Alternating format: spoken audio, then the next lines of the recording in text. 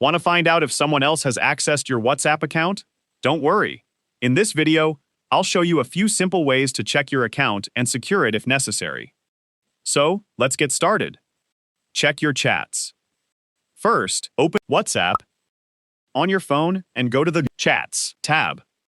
Now, review your recent conversations and look for any messages that you don't remember sending. If you find messages sent from your account that you don't recognize, it could be a sign that someone else has accessed your WhatsApp. Check your call history. Next, tap Calls tab. Review your recent audio and video calls. If you see calls that you don't remember making, someone else may have been using your account. Check linked devices. Now, let's check which devices are connected to your WhatsApp account.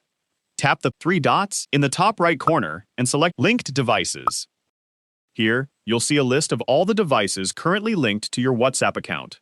If you find a device you don't recognize, tap on it and select Log Out.